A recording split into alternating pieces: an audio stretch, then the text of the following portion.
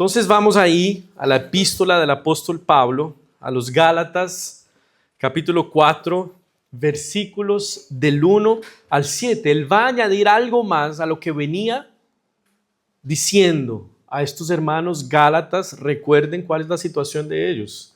Están abrazando una falsa enseñanza que está siendo introducida en su iglesia por falsos maestros. ¿Quiénes eran estos falsos maestros? Los judaizantes, cristianos, yo diría entre comillas, judíos que creían que para hacerse aceptable y plenamente recibido en el pueblo de Dios había que básicamente volverse un judío, guardar la ley, las festividades, la dieta de un judío, porque es así que vive el pueblo de Dios, ¿no?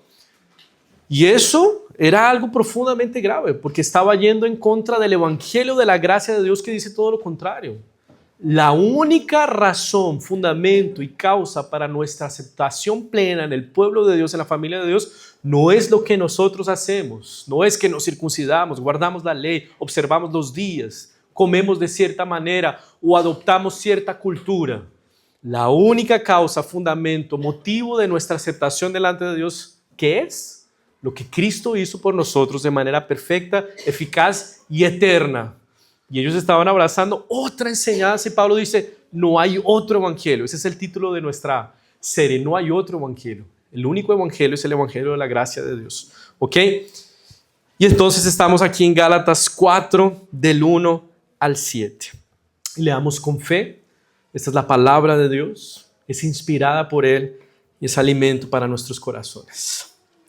Pero también digo, entre tanto que el heredero es niño, en nada difiere del esclavo, aunque es señor de todo, sino que está bajo tutores y curadores hasta el tiempo señalado por el Padre. Así también nosotros, cuando éramos niños, estábamos en esclavitud bajo los rudimentos del mundo. Pero cuando vino el cumplimiento del tiempo, Dios envió a su Hijo, nacido de mujer y nacido bajo la ley, para que redimiese a los que estaban bajo la ley, a fin de que recibiésemos la adopción de hijos. Y por cuanto sois hijos, Dios envió a vuestros corazones el Espíritu de su Hijo, el cual clama, Abba, Padre. Así que ya no eres esclavo, sino hijo, y si hijo, también heredero de Dios por medio de Cristo. Voy a seguir leyendo hasta el versículo 11. Ciertamente en otro tiempo, cuando ustedes no conocían a Dios, servían a los que por naturaleza no son dioses. Pero ahora que conocen a Dios, o más bien que Dios los conoce a ustedes, ¿cómo es que han vuelto de nuevo a los débiles y pobres rudimentos a los cuales quieren volver a esclavizarse? Ustedes guardan los días, los meses, los tiempos y los años. Me temo que con ustedes yo he trabajado en vano. Vamos a leer una vez más, orar una vez más. Vamos a pedir al Señor iluminación de su Santo Espíritu para entender este texto. Padre Santo, gracias Dios, porque en esta mañana tú nos expones delante de tu palabra y nos aseguras una realidad preciosa que ahora disfrutamos, ahora que estamos en Cristo, Señor, la de ser hijos. Que por tu palabra, Señor, nosotros seamos animados, consolados, fortalecidos, Señor, a experimentar, vivir, disfrutar y alegrarnos en esa realidad. No somos más esclavos, somos hijos tuyos, Señor. Y podemos clamar a ti con libertad e intimidad. Abba, Padre. Oramos así agradecidos en el nombre de Jesús y para tu gloria. Amén. Bueno, ya les recordé de qué se trata la epístola a los Gálatas. Una falsa enseñanza está siendo introducida en la iglesia, mayormente de gentiles, no judíos, introducida por judíos que les están diciendo para ser realmente cristianos de verdad. Ustedes tienen que volverse como nosotros, judíos, guardar la ley, conservar las costumbres, los ritos. Y Pablo dice, no hay otro evangelio, es solo la gracia de Dios. ¿Ok? Esta es la tesis de Gálatas. Y ahí entonces, para refutar esas ideas, él se metió en el asunto de la promesa hecha a Abraham, el padre de la nación judía, el que recibió la promesa, la ley dada por Moisés, esa ley judía, y Cristo, ¿no? Entonces él se metió en ese asunto y él va a hacer una secuencia, una cronología, por así decirlo, espiritual de la vida de Israel. Israel recibió una promesa en Abraham. Y la naturaleza de la promesa, ¿cuál es?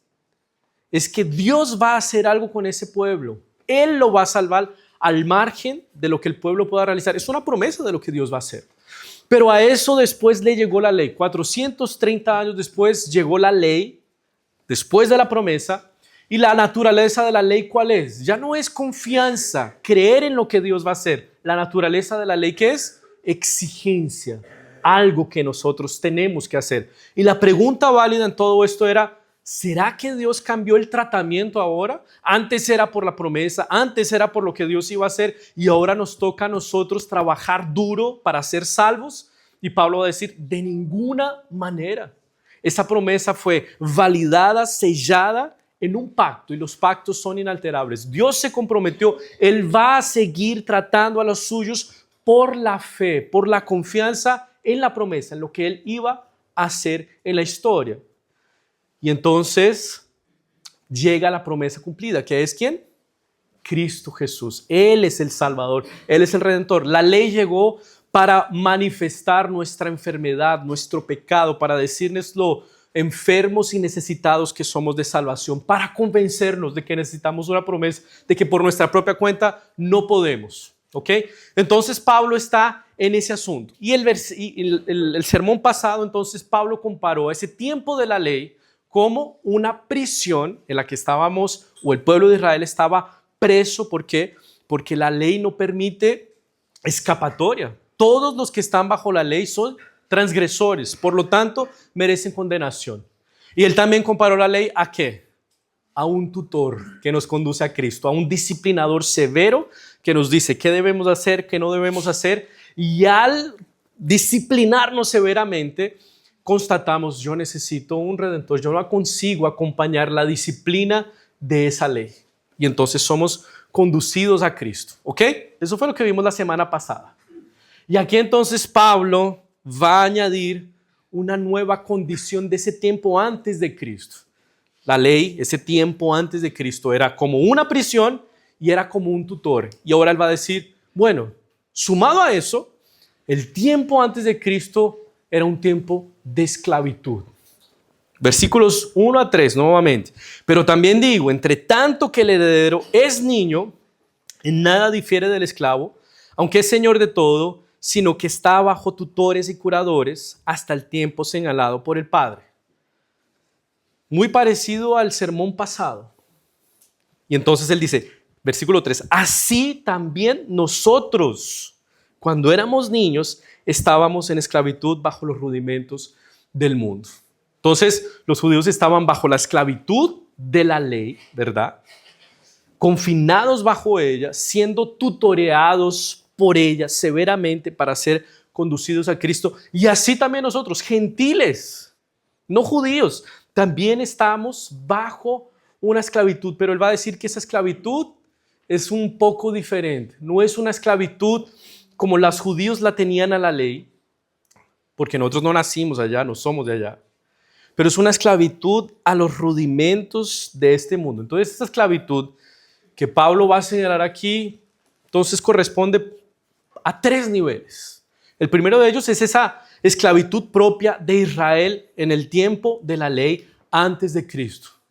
Ellos estaban esclavos de la ley porque era por la ley, por todo ese sistema de sacrificios y ofrendas que ellos mediaban su relación con Dios. Ya tenían la promesa, ya eran herederos como un niño es heredero, pero esclavos porque no podían usufructuar todavía de la promesa, de lo que se les había prometido. Ellos todavía no podían aprovechar las realidades de la promesa cumplida porque no había llegado Cristo. Entonces ellos no tenían la intimidad y la libertad que hoy nosotros tenemos de acercarnos a Dios. Todo era mediado por ritos, sacrificios, leyes. Eran esclavos, ¿ya?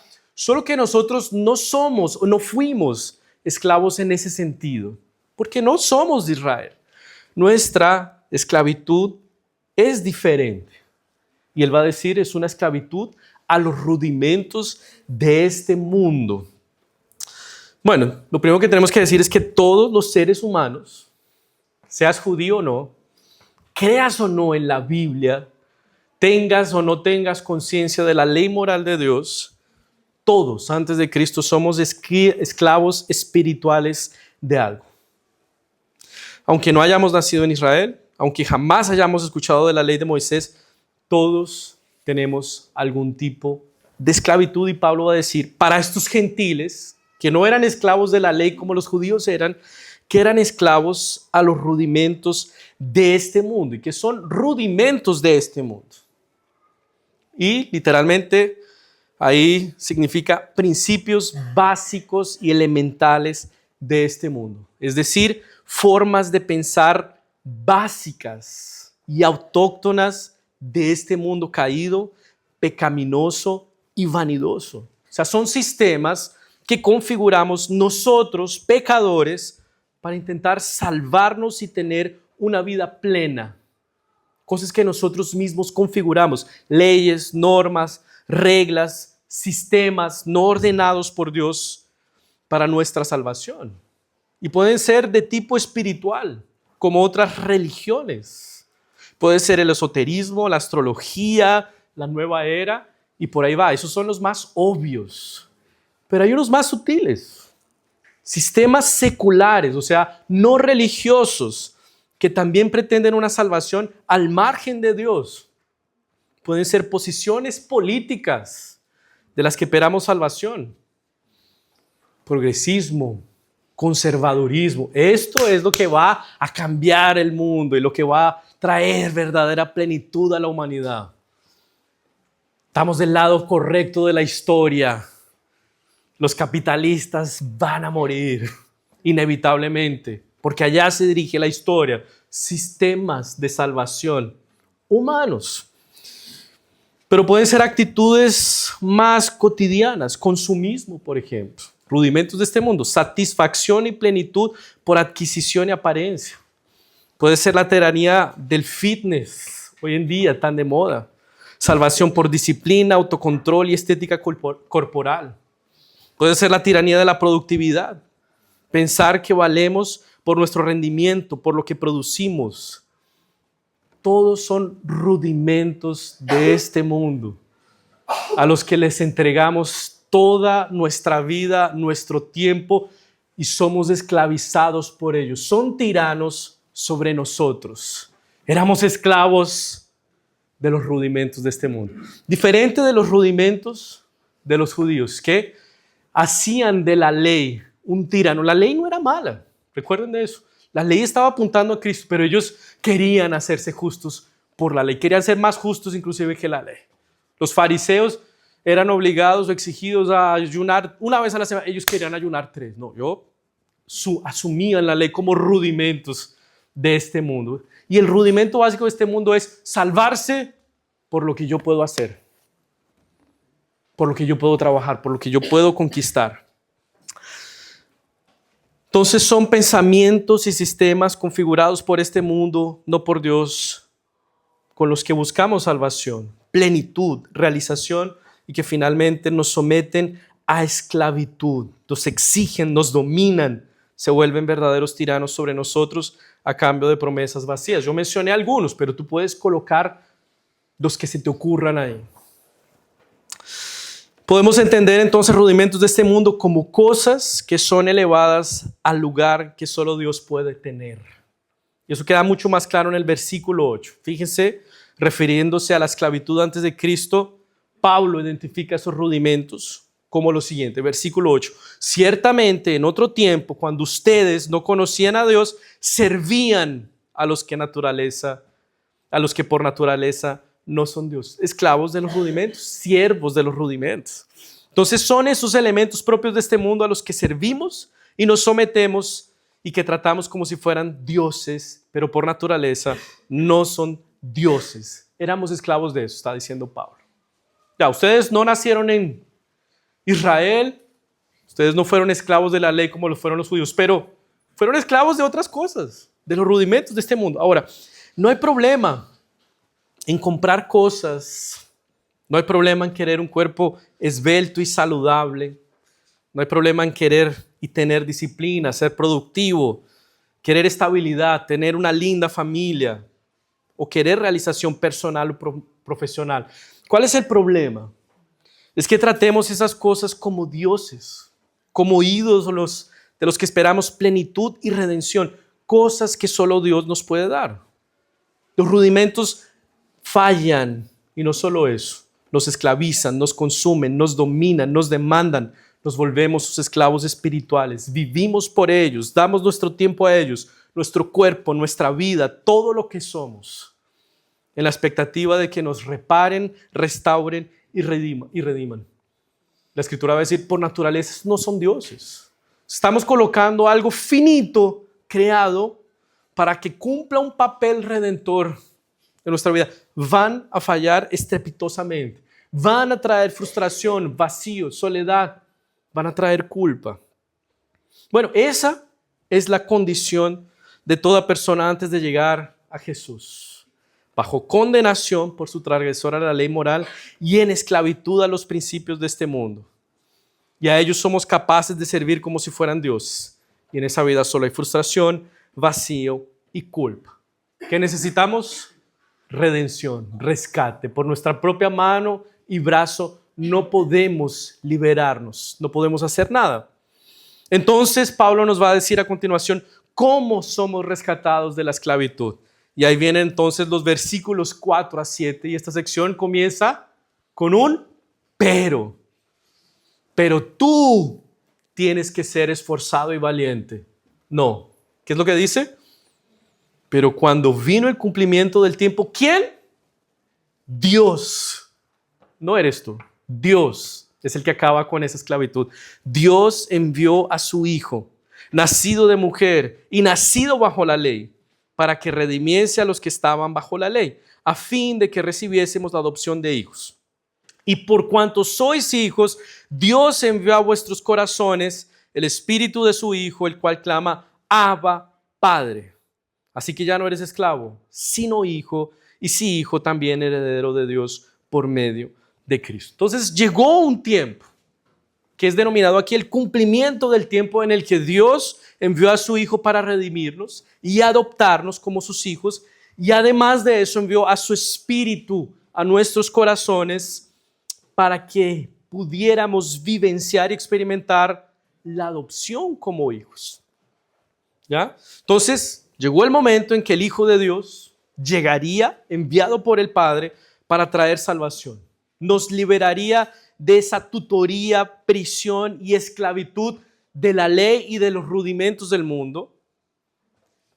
Y eso entonces traería salvación. El Hijo de Dios vino para redimir a los suyos y hacerlos sus hijos.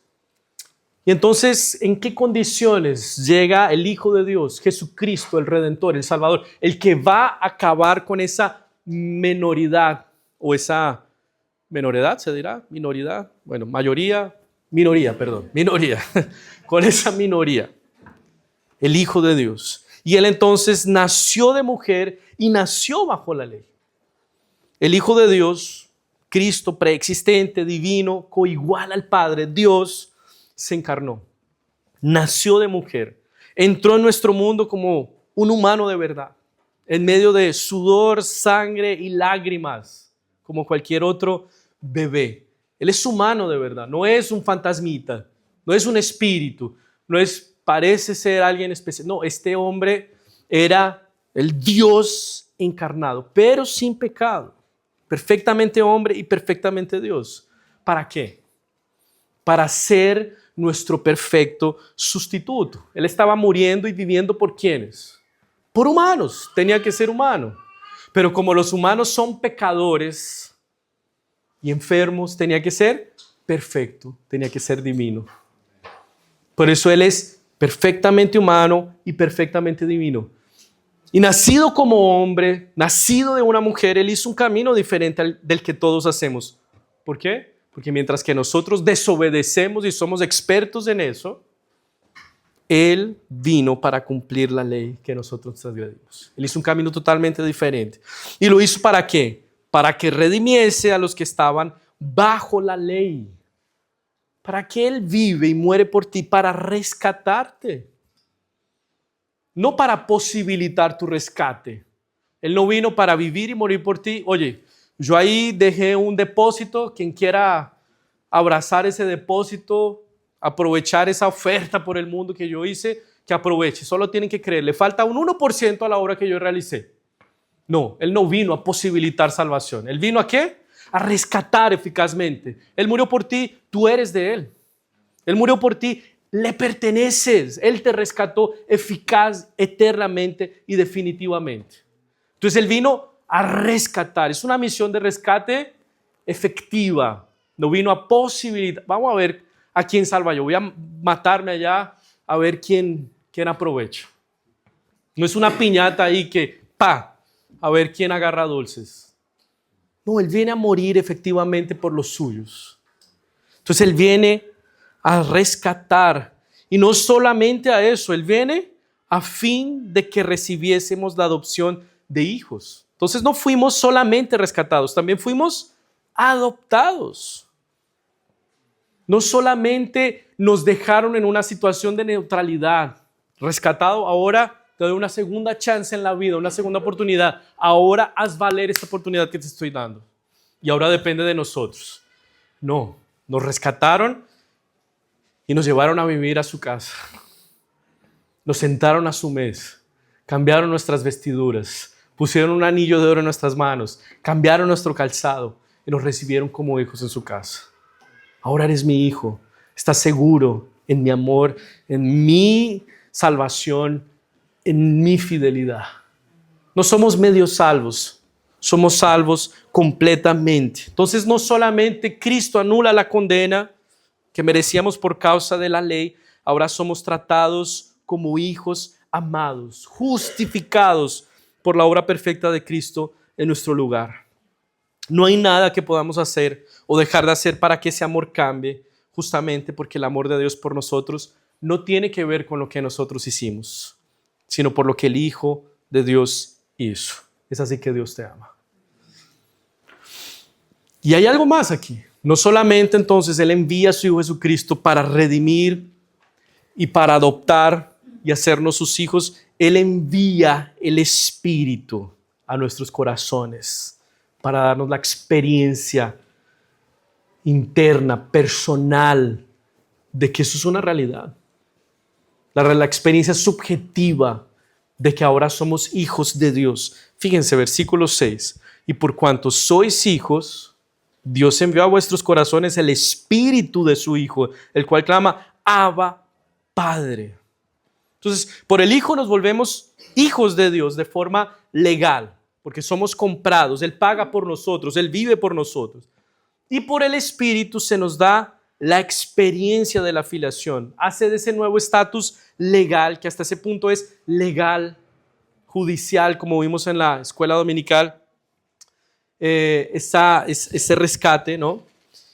Pero el Espíritu entonces hace de ese nuevo estatus legal una experiencia vívida, real, sentida. El Espíritu testifica a nuestro espíritu que somos hijos. Él nos permite clamar a Abba Padre. Él derrama el amor de Dios en nuestros corazones. Entonces la obra del Hijo y del Espíritu se complementan. La obra del Hijo asegura para nosotros esa nueva condición legal y oficial de hijos de Dios. El Espíritu nos proporciona la vivencia y la experiencia de ser hijos de Dios. O sea, el Señor pensó en todo. No es solo una cuestión legal por medio del Hijo.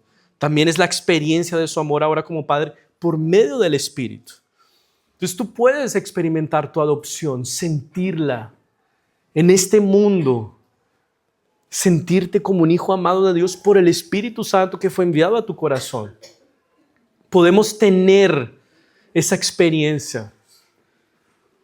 No estamos aquí hablando de una redención meramente intelectual y racional. Estamos hablando también de una redención que puede ser sentida y experimentada con nuestras emociones. No está mal que al sentir esa experiencia del amor de Dios ustedes quieran llorar aquí en medio del culto. Levantar las manos porque se sienten amados por el Padre, amadas por el Padre. Esa experiencia la permite el Señor por el Espíritu Santo. Y si te está faltando esa experiencia en tu vida porque tal vez estás con problemas, adversidades, o estás en un tiempo de indiferencia con el Señor, pide al Señor, yo quiero por tu Santo Espíritu, Señor, sentirme tu hijo, tu hija amada, para que Él renueve esa experiencia de la filiación, de que ahora somos hijos, de que no somos huérfanos, abandonados a nuestra propia suerte en este mundo caído. Pídele eso al Señor. Esta es nuestra realidad ahora y entonces necesitamos pedirlo al Señor. Y si esta es nuestra realidad, entonces Pablo está cuestionando a los Gálatas, ¿cómo es que han vuelto a la esclavitud otra vez? O sea, ustedes están dementes. Ya vimos que Gálatas 3:1 significa ustedes están dementes, desquiciados, chiflados, locos. Gálatas insensatos. ¿Cómo es posible? Si esa es la nueva realidad, ¿cómo es que han vuelto a la esclavitud otra vez? Porque ahora pretenden conquistar con métodos débiles y pobres, insuficientes e ineficaces, como son sus obras, sus méritos, sus ritos, sus reglas, lo que han recibido de manera gratuita, completa, generosa y perfecta por la obra de Cristo. ¿Cómo van a cometer esa locura? Yo les dije que la esclavitud a la que Pablo se refería tenía 3 niveles, ¿no? Toqué los 2 primeros, la de Israel y la general, la de los rudimentos de este mundo. Pero la tercera puede ser experimentada inclusive cuando somos cristianos. Y ese es el tercer nivel. Y es la situación de los Gálatas. Fíjense, versículos 8 a 10. Ciertamente en otro tiempo, cuando ustedes no conocían a Dios, o sea, estos cristianos conocen a Dios, no son impíos, no son paganos, ahora conocen a Dios. Ustedes servían a los que por naturaleza no son dioses. Pero ahora que conocen a Dios, o más bien que Dios los conoce a ustedes, ¿cómo es que han vuelto de nuevo a los débiles y pobres rudimentos, a los cuales quieren volver a esclavizarse? Ustedes guardan los días, los meses, los tiempos y los años. Ahora que conocen a Dios, ¿cómo es que quieren volver a esa esclavitud? Y podríamos pensar que Pablo está advirtiendo a los Gálatas sobre los peligros de volver a su vida pasada.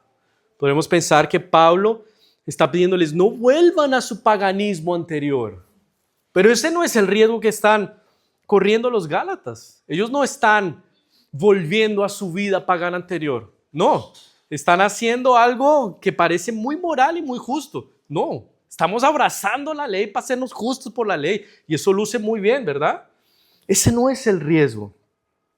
Su problema no es volver a la vida pasada. Ese no es el problema al que Pablo está advirtiendo.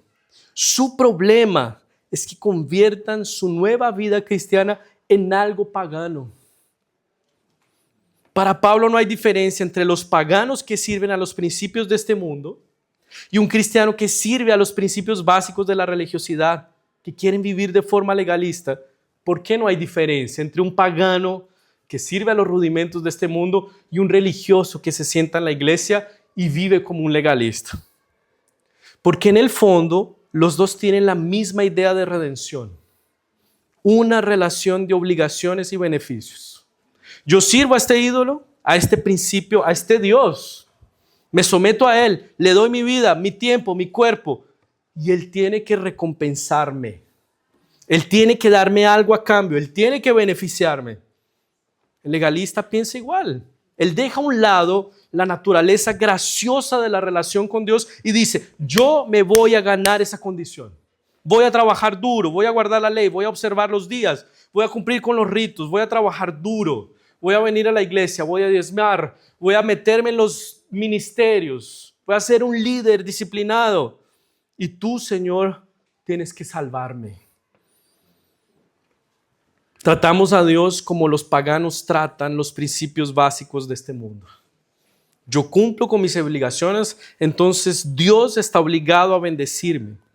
Y puedes pensar eso con relación a la salvación, pero puede ser también con relación a bendiciones materiales, curas, milagros, una nación conservadora y decente. Decir, si te servimos, Señor, tú tienes que hacer algo con nosotros. Tú tienes que hacer lo que nosotros te digamos.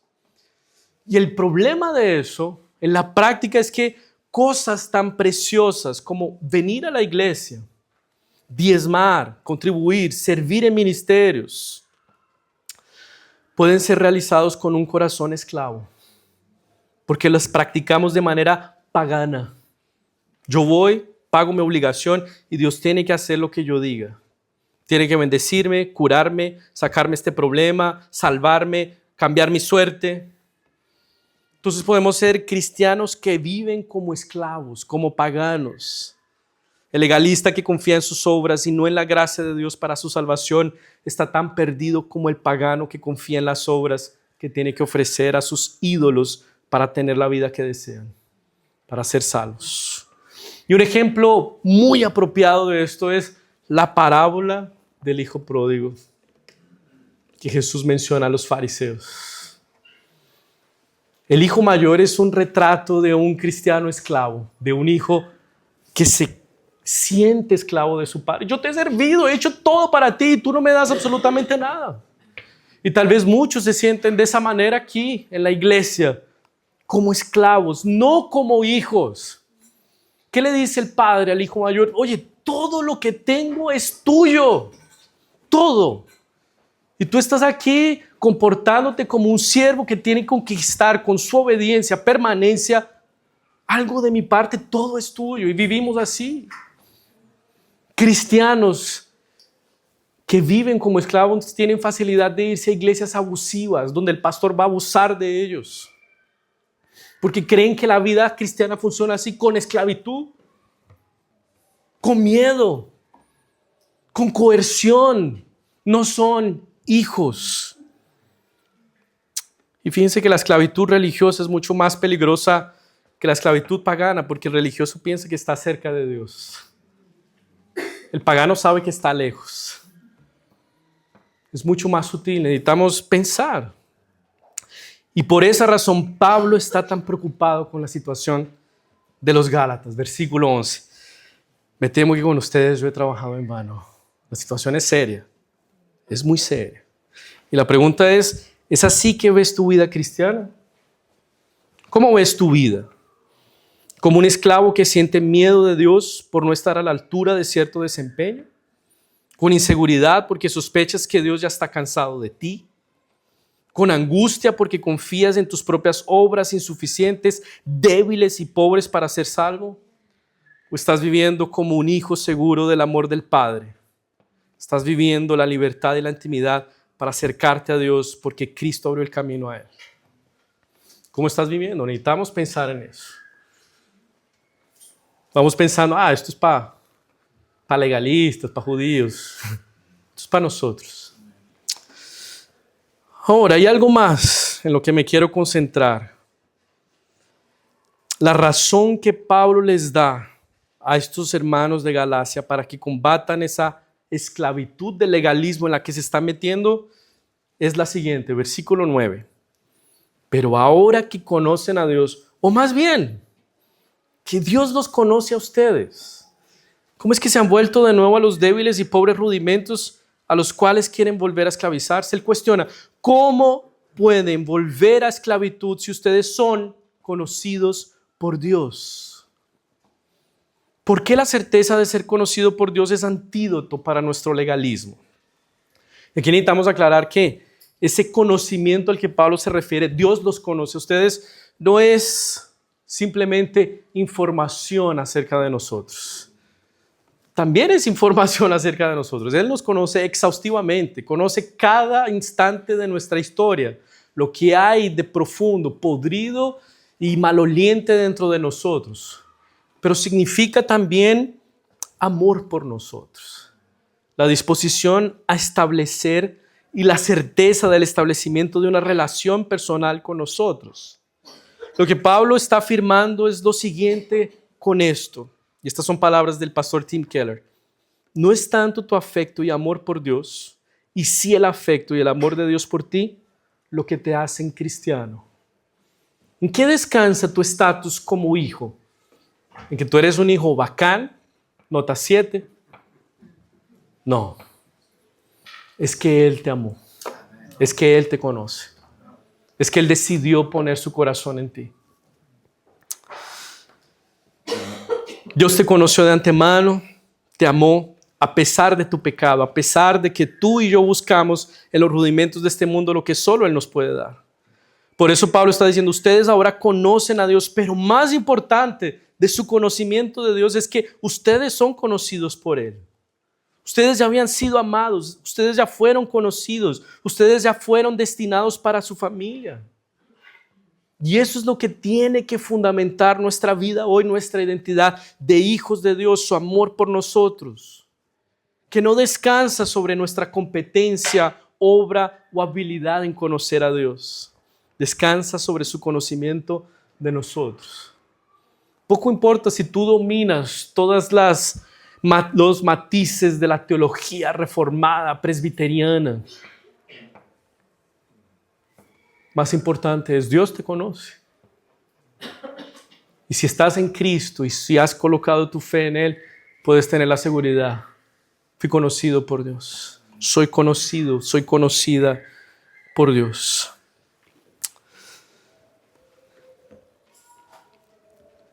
Él no está engañado o ilusionado con nosotros. Él nos conoce. Él no nos idealiza. Ay, qué hijo lindo que yo tengo.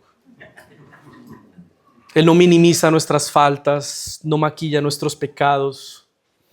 Él sabe quiénes somos realmente, de lo que somos capaces, de los reincidentes que podemos llegar a ser, de lo incompetentes que somos para la santidad. Él nos conoce y aún así, y a pesar de todo eso, decidió colocar su amor en nosotros por medio de Cristo. Somos conocidos por Él. Entonces no tenemos que probar nada delante de Él. La vida cristiana, nuestra santidad, nuestra participación en la iglesia no es un examen que presentamos delante de Dios. Mira, estoy sacando puros 7, Señor, para que tú me ames. Él nos conoce. Él nos conoce. No tenemos que probar nada delante de Él. No tenemos que conquistar nada de Él. Discúlpeme, Él sabe la porquería que nosotros somos. Y así, inmundos y miserables, decidió amarnos. ¿Cómo entonces queremos reducir nuestra vida a esclavitud? ¿Cómo queremos pasar por alto que el Señor nos conoce y entonces sugerirle por medio de nuestras obras, ritos, legalismos, que somos personas honradas, decentes, rectas, que merecen salvación? Es una locura. Él nos conoce. Él te conoce. Y es la única persona que, conociéndonos como no nos conoce, no nos abandona ni desiste de nosotros. Permanece con fidelidad. Ser conocido exhaustivamente por alguien, y era una de las cosas que me asustaba en el matrimonio. Ahora mi esposa me va a conocer. Y eso me generaba preocupación, angustia. Y eso nos puede pasar con las relaciones de este mundo. Pero con la única relación en la que podemos confiar, seré conocido exhaustivamente, y al contrario de ser rechazado o acusado, seré abrazado, es con el Padre Celestial. Versículo 7. Así que ya no eres esclavo, sino hijo, y si hijo también heredero de Dios por medio de Cristo. Mi hermano, mi hermana, amigo que no has puesto tu fe en Jesús, eres esclavo, destinado a condenación. Pero si eres hijo, no eres esclavo para tratar a Dios como si fuera un tirano al que tienes que conquistar con tus obras. Si eres hijo, no eres esclavo como para temer si habrá comida o provisión hoy en tu mesa. Es que no diezmé, por ahí viene devorador. Si eres hijo, no eres esclavo para que vivas pensando que tus prácticas cristianas te aseguran el más precioso privilegio que has recibido por gracia, ser hijo de Dios. Entonces, si vienes a la iglesia, si oras, si contribuyes, si sirves en los ministerios, si luchas contra el pecado, insistes en la santidad, no deberías hacerlo porque con eso conquistas el amor de tu Señor, como lo haría un esclavo. Lo haces para disfrutar más y más la libertad, la intimidad y la alegría de la condición y el privilegio más alto que ya hemos recibido por gracia. Somos hijos de Dios, no esclavos. No eres esclavo, eres hijo. No porque tú fuiste un esclavo sobresaliente, sino porque el Padre envió a su Hijo para rescatarte y adoptarte. Envió a su Santo Espíritu para darte la experiencia de esa adopción y eres hijo, no eres más esclavo. Eres conocido por Dios, eres conocido por el Padre Celestial, que entregó todo por ti. Él no está ilusionado contigo, no está impresionado contigo. Él sabe muy bien quién eres y aún así decidió decidir por ti. Vamos a orar, mis hermanos. Padre Santo, gracias Dios por tu palabra, porque en esta mañana hemos sido llevados, Señor, a considerar por medio de tu palabra nuestra condición ahora en Cristo. Somos hijos amados, adoptados en Cristo Jesús, no esclavos. Tenemos que reconocer, Señor, que muchas veces nos comportamos como esclavos, confiamos más en nuestras obras, confiamos más en lo que podemos ofrecer a ti y no en lo que Cristo hizo por nosotros. Nosotros tenemos que arrepentirnos de vivir en esclavitud.